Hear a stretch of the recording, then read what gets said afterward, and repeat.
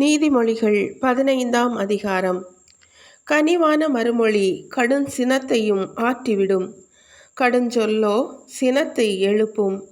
ஞானமுள்ளவர்களின் நா அறிவை வழங்கும், மதிகேடரின் வாயோ மடமையை வெளிவிடும்.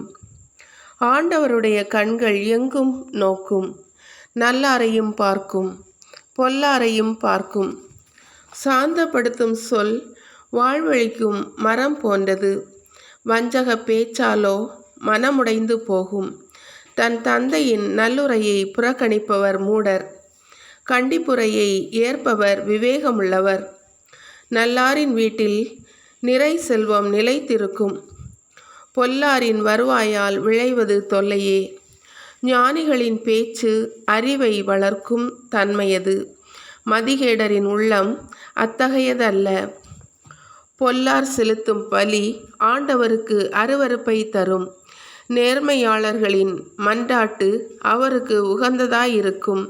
பொல்லாரின் செயல்கள் ஆண்டவருக்கு அருவருப்பு, நீதியை பின்பற்றுவோரிடம் அவர் அன்பு கொள்கிறார். நெறி தவறி செல்பவருக்கு தண்டனை கடுமையாயிருக்கும், கண்டிப்பை வெறுப்பவர் மரணம் அடைவார்.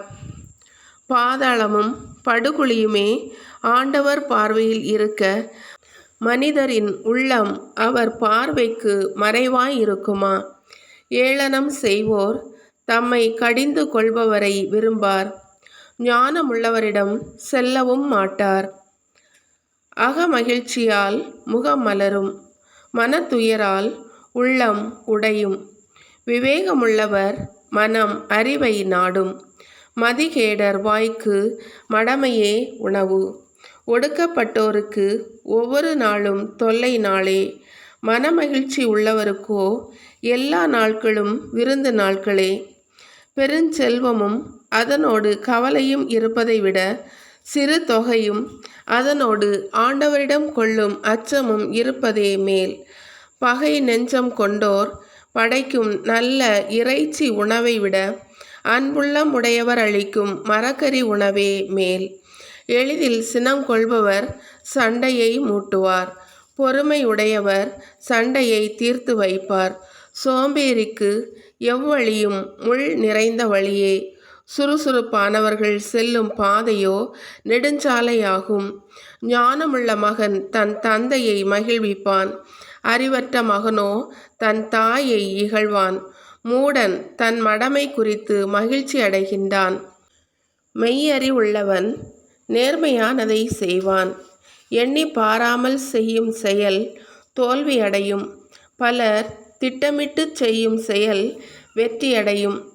தக்க மறுமொழி அளிப்பவன் மிக்க மகிழ்ச்சி அடைவான், காலமும் வேளையும் அறிந்து சொல்லும் சொல்லால் வரும் மகிழ்ச்சி இன்னும் பெரிது.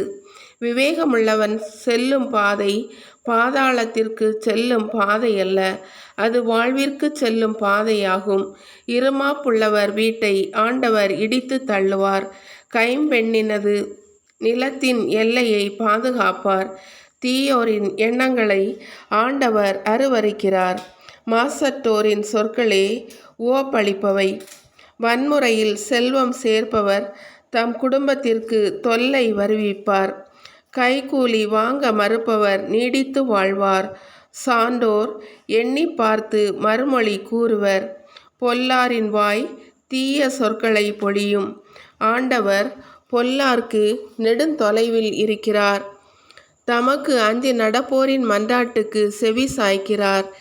இன்முகம் மனதிற்கு மகிழ்ச்சி தரும், நல்ல செய்தி உடம்புக்கு உரமளிக்கும்.